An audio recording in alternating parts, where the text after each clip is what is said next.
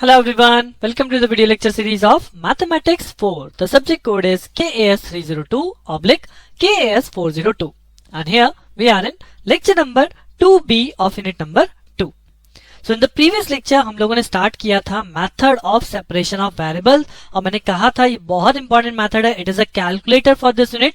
So I hope कि आपने last lecture देखा और आपको इस method पे थोड़ी सी understanding या थोड़े से step आपको जरूर याद हो चुके होंगे.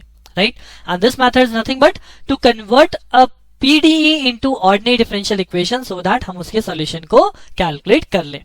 Right, अब इस लेक्चर में भी मैं इसी मेथड की बात करने वाला हूं so that हमारी अंडरस्टैंडिंग और अच्छी बन जाए. We will take another example, another question so that हम इस मेथड को अच्छे से कमांड कर लें. So चलिए अपना लेक्चर स्टार्ट करते हैं on method of separation of variables. So here's the problem number 2 जो आपको कहता है use the method of separation of variable to solve this particular equation. और अब की बार आप इस क्वेश्चन में देखेंगे जो लास्ट लेक्चर मैंने क्वेश्चन करवाया है वो आपका फर्स्ट ऑर्डर इक्वेशन था, but now this time this is second order derivative. Right, तो this is second order equation. अब इसके आगे आपको कुछ कंडीशन मेंशन है, तो कंडीशन जो मेंशन है हम उनका यूज बाद में करते हैं, बट पहला केस क्या है? पहला तो simply separation of variable method use करना है. इक्वेशन मुझे गिवन है जिसका सॉल्यूशन फाइंड आउट करना है, means I have to calculate the value of v जो कि किसका फंक्शन है? जो कि फंक्शन है x और t का.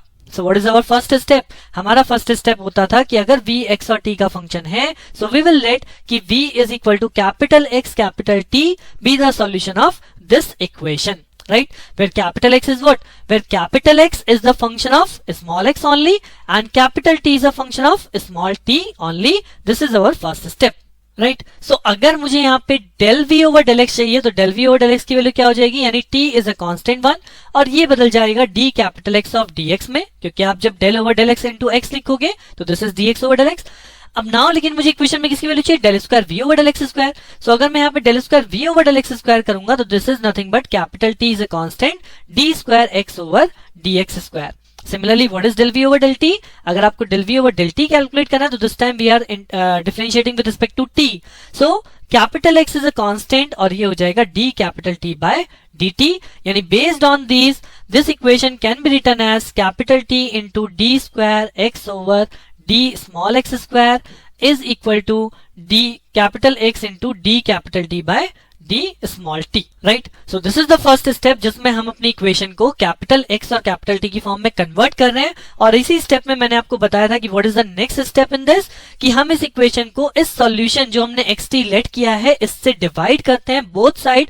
तो अल्टीमेटली ये बनेगा 1/x. जब आप इसे xt से डिवाइड करोगे t से t कैंसिल आउट हो जाएगा 1/x d square x upon dx square is equal to ये हो जाएगा 1/t dt by small dt.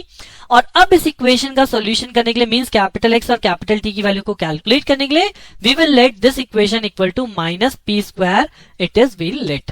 Right, अब हम यहाँ दोनों पार्ट को कंपेयर करेंगे, एक बार कैपिटल X के लिए एक बार कैपिटल T के लिए, and then we will find out the solution. Right, so चलिए आगे का स्टेप स्टार्ट करते हैं. So now we have the equation 1/x d square x upon dx square is equal to this one is equal to minus p square let. तो पहले हम करते हैं x वाले टर्म को p स्क्वायर से कंपेयर, यानी कि 1/x d स्क्वायर x, यानी इसका केस 1 ले लेते हैं. So this is the case 1/x d square x over dx square is equal to minus of p square. Right, अब इस इक्वेशन को सॉल्व कैसे करूं? तो ये इक्वेशन एक सेकेंड ऑर्डर इक्वेशन है, तो इस इक्वेशन को सॉल्व करने के लिए हम इस इक्वेशन को लिखते हैं d square capital X over dx square is equal to minus of p square into capital X. और this equation can be written as d capital X over dx square plus p square x is equal to 0. तो ये जो equation यहाँ पे बनी है this is nothing but the ordinary differential equation of second order. अगर मैं यहाँ पे, अगर आपको याद हो d बाई dx को हम कैपिटल D राइट करते थे, मैं अब ऑर्डिनरी डिफरेंशियल इक्वेशन की बात कर रहा हूँ, PD की बात नहीं कर रहा हूँ. ये हमने यहाँ नहीं पढ़ा, ये आपने अपने M1 या M2 में कहीं ना कहीं पढ़ा होगा. Right, ordinary differential equation. So d by dx अगर d हो तो ये इक्वेशन भी इसी फॉर्म में बनती है d square plus p square और यहाँ पे x constant is equal to 0. और इस इक्वेशन के सॉल्यूशन का मतलब है we have to find out the CF and with PI. Right, अब राइट हैंड साइड तो है नहीं तो PI तो कैलकुलेट होना नहीं है, केवल क्या कैलकुलेट होगा? केवल CF कैलकुलेट होगा. And if you remember for CF calculation हम एक ऑक्सिलरी इक्वेशन फॉर्म करते हैं और उस ऑक्सिलरी इक्वेशन का मतलब क्या होता है? m square plus p square is equal to 0. The same thing कि d की जगह m लेट कर लेते हैं.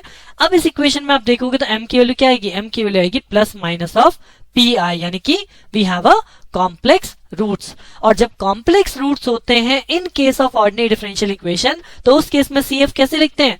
उस केस में CF लिखते हैं C1 cos of PX plus C2 sin of PX। तो ये कहलाएगा आपका CF, बट PI यहाँ पे 0 है ना, तो अल्टीमेटली इस इक्वेशन का सॉल्यूशन कौन हुआ? ये जो सेकेंड ऑर्डर इक्वेशन है इसका सॉल्यूशन कौन है? CF plus PI। अब CF के लिए हमने ऑक्सिलरी इक्वेशन बनाई, रूट्स कैलकुलेट करें, and on the basis of root this is the CF portion. PI यहाँ पे है नहीं, तो अल्टीमेटली कंप्लीट सॉल्यूशन x की वैल्यू क्या हो गई? That is C1 cos of PX plus C2 sin of PX, right. अब यहाँ पे अगर आपको याद नहीं भी है ना, तो बस ये स्टेप यहाँ पे याद कर लीजिए, समझ लीजिए। अब आपको समझ में आ गया होगा कि अगर हमारे पास ऑर्डिनरी डिफरेंशियल इक्वेशन है तो हम उसका CF कैसे लिखते हैं और उसको उस केस में हमने किस तरह से सॉल्यूशन लिखा है, राइट। अब यही सेम चीज, अब तो ये तो हो गई कैपिटल X की बात। जब हमने किसको कंपेयर किया था? This X term will compare by this constant. अब केस नंबर 2 लेते हैं, किसमें? जब हम t वाले टर्म को, ये जो t वाला टर्म है, इसको p स्क्वायर की कांस्टेंट में लेट करेंगे। So 1/t dt/dt is equal to minus p square. अब इसको सॉल्व कैसे करेंगे? तो ये सॉल्यूशन आपका बन रहा है फर्स्ट ऑर्डर, राइट। तो ये तो इक्वेशन हमारी सेकेंड ऑर्डर बनी थी, बट ये इक्वेशन कैसा डेरिवेटिव है? फर्स्ट ऑर्डर डेरिवेटिव है। तो इस केस में जैसे हमने लास्ट लेक्चर में किया था, सेम उसी तरह से सॉल्यूशन है कि dt by capital T is equal to minus of p square of d small t। फिर उसके बाद दोनों साइड इंटीग्रेशन करने का मतलब this become log of t is equal to minus of p square t plus log of constant that is C2। इसके बाद log C2 आपका यहाँ माइनस में आ जाता है, वो बन जाता है t बाई C2, और अल्टीमेटली यहां से हमें t बाई C2 की वैल्यू मिली थी e to the power minus p square t। जहां से आप t कैलकुलेट करोगे, so t becomes t is equal to C2 e to the power minus of p square t, right. So यही दो category के यहाँ पे सॉल्यूशन है, या तो फर्स्ट ऑर्डर सॉल्यूशन बनेगा आपको, या फिर ये सेकेंड ऑर्डर टाइप सॉल्यूशन बनेगा जो हमने यहाँ पे किया है, राइट। इसके अलावा अगर वैसे तो कोई और सॉल्यूशन नहीं है, बट जैसे कि मैंने आपको लास्ट लेक्चर में बोला था, दिस माइनस p स्क्वायर, अगर मैं माइनस p स्क्वायर की जगह प्लस p स्क्वायर लेट करूंगा, उस केस में यहाँ पे प्लस माइनस p बनते हैं, तो उस केस में हम कैसे CF लिखेंगे वो आप बस एक डिफरेंस आगे क्वेश्चन में देखने वाले हो, राइट। सो फिलहाल के लिए अभी आगे की बात नहीं करते हैं। फिलहाल हमारा कॉन्सेप्ट बहुत सीधा सीधा है कि हमने अपनी गिवन इक्वेशन में xt लेट किया था, उसके बेस पे इक्वेशन को कैपिटल X कैपिटल T की टर्म में कन्वर्ट किया, then based on the constant value यहाँ पे पहला सॉल्यूशन आया x के लिए, दूसरा सॉल्यूशन आया t के लिए। So what is the complete solution? Complete solution is v as a function of xt is equal to x into t, जो हमने लेट किया था। तो this is the value of x and this is the value of t। ये मेरा answer हो जाएगा कब? जब मुझे क्वेश्चन में कोई भी कंडीशन गिवन ना हो। अगर वो आपको केवल ये कहता use the method of separation of variables to solve this equation without these anything, right. So इस केस में हमने यहाँ पे आंसर को ड्राइव कर लिया, बट अब क्योंकि क्वेश्चन में कंडीशन भी मेंशन है, तो ये कंडीशन किस लिए यूज होती हैं? These are called boundary conditions, और इन कंडीशंस का यूज हम करते हैं to find out the value of these constant. जो यहाँ पे आपके पास कांस्टेंट बना C1 C2 C3, तो इन कांस्टेंट की वैल्यू इस पर्टिकुलर कंडीशन के बेसिस पे कैलकुलेट मिल जाती है, right. So one by one condition apply करते हैं। तो यहां तक का सॉल्यूशन हमारा आ चुका है। अब हम सॉल्यूशन बनाएंगे विद बाउंड्री कंडीशन, यानी बाउंड्री कंडीशन अप्लाई करने के बाद what is the solution value, right. So पहली कंडीशन कहती है v is equal to 0 at x is equal to 0। तो अगर मैं इस इक्वेशन के अंदर x की जगह 0 पुट कर दूं, राइट, तो x की जगह जैसे ही 0 पुट करेंगे तो ये बनेगा cos ऑफ 0 और ये बनेगा sin 0, और sin 0 क्या होता है? 0। तो अल्टीमेटली ये टर्म आपकी खत्म। इसके अलावा ये जो cos 0 है, cos 0 क्या होता है? cos 0 1 होता है। सो दैट मींस ये टर्म कितनी बची? C1। सो अल्टीमेटली मेरे पास v की वैल्यू क्या बचेगी? v की वैल्यू बचेगी C1 into this complete term 0, ये बचेगा आपका C3 e to the power minus p square t, right. तो हमारे पास v की वैल्यू ये बची, और v क्या है? बेसिकली v आपका 0। तो लेफ्ट हैंड साइड क्या हो जाएगी? लेफ्ट हैंड साइड भी यहाँ पे क्या लिखूंगा? Ultimately 0। So in this equation if I am applying x comma at x0, t तो t है बट x की जगह 0 पुट कर रहा हूं, यानी मैं क्या कंडीशन अप्लाई कर रहा हूं? 0 comma t, v0 comma t I am putting the condition. So इस v0 कॉमा t की वैल्यू एज पर दिस क्वेश्चन गिवन है at x is equal to 0, v is equal to 0, तो 0 is equal to this is the right hand side. अब अगर यहाँ पे आप देखें तो कौन सी चीज 0 हो सकती है, राइट। अब मैं बोलूं क्या C3 0 हो सकता है? अगर मैं पूछूं C3 0 है तो अगर आप इस सॉल्यूशन पे आएंगे तो इस सॉल्यूशन में आप देखेंगे जैसे ही आपने C3 को 0 पुट किया the complete solution become 0, right. So that means C3 मेरा 0 नहीं हो सकता. Similarly e to the power minus P square T मेरा 0 नहीं हो सकता. क्यों? अगर मैं इस टर्म को 0 बोलता हूं तो ये कंप्लीट सॉल्यूशन वापस से क्या हो रहा है? वापस से 0 हो रहा है. बट इस कंडीशन पे एक और कंडीशन है, वो है C1. तो क्या C1 0 हो सकता है? C1 0 हो सकता है क्योंकि अगर इस सॉल्यूशन में मैंने C1 को 0 पुट भी कर दिया तो मेरा कंप्लीट सॉल्यूशन 0 नहीं होने वाला. सो इस तरह से हम यहाँ पे कांस्टेंट की वैल्यू को देखते हैं कि किस कांस्टेंट की वैल्यू क्या हो सकती है कि कंप्लीट सॉल्यूशन आपका 0 ना हो, राइट. सो एज पर दिस कंडीशन अब हम यहाँ पे लिखते हैं since C3 not equal to 0, since e to power minus P square T not equal to 0, therefore C1 is equal to 0. And by putting the value of C1 is equal to 0 in which equation? In this last solution, right? अगर मैं इस last solution में C1 की जगह 0 put कर दूंगा, so what is my solution become? My solution become C2 C3, ये दोनों आपके मल्टीप्लाई हो जाएंगे, C2 C3 sin px e to the power minus p square t. तो C2 C3 sin px e to the power minus p square t. This is the now solution after applying this first boundary condition. Right. इसी तरह से हमारे पास एक और condition है, वो क्या है?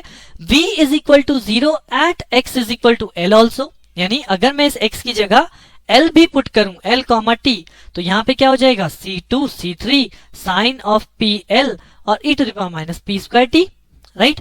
और ये टर्म भी क्या है? इसकी वैल्यू भी 0 है, तो 0 is equal to C2 C3 sine of PL into e to the power minus p square t. अब फिर सेम चीज है. अब इस इक्वेशन से अगर मैं आपको बोलूं किसकी वैल्यू 0 हुई, क्या C2 की वैल्यू 0 होगी? नहीं, क्योंकि अगर C2 0 हुआ तो फिर कंप्लीट सॉल्यूशन 0. C3 0 ये भी नहीं हो सकता. क्या e की power minus P square T 0 हो सकता है? ये भी नहीं हो सकता. बट तो फिर क्या 0 हो सकता है? Sine PL. This sine PL can be equal to 0 और 0 का मतलब बेसिकली होता है sine of n pi, right. Where n is equal to any constant like 1 2 3. अगर आप कुछ भी रखते हैं तो साइन में 0 भी रखते हैं तो साइन 0 भी 0 होता है, साइन पाई भी 0 होता है, साइन 2 पाई भी 0 होगा. तो n की किसी भी वैल्यू के लिए 0 होता है, तो यहाँ से 0 का मतलब होता है साइन n पाई. नाउ साइन से साइन कैंसिल, यहाँ हम कह देते हैं कि दोनों तरफ साइन है तो साइन कैंसिल आउट हो गया. And from here we can find that p is equal to n pi by l. हमने इस कांस्टेंट p को कैलकुलेट कर लिया, राइट. और अगर p की वैल्यू, अब मुझे इस कंडीशन को अप्लाई करके p की वैल्यू मिले ना, तो अगर इस p की वैल्यू को अपने इस लास्ट सॉल्यूशन में पुट कर देंगे, so what we get the next solution. What is that? C2 C3 sine of p की जगह तो वैल्यू पुट करनी, तो p की जगह क्या हो जाएगा? ये हो जाएगा n pi x by l and this e to the power minus, यहाँ भी p है तो इसकी जगह वैल्यू पुट कर सकता हूँ, तो ये हो जाएगा n square pi square l square into t. तो ये मेरा सॉल्यूशन बन जाएगा किसके बाद?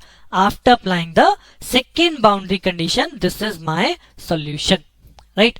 अब आप यहाँ पे भी सॉल्यूशन छोड़ सकते हैं बिकॉज इसने क्या बोला था? We have calculated first of all solution of this equation. तो सॉल्यूशन तो हमारा ये भी था, राइट. सॉल्यूशन हमने ये कैलकुलेट कर लिया था, दिस इज द सॉल्यूशन.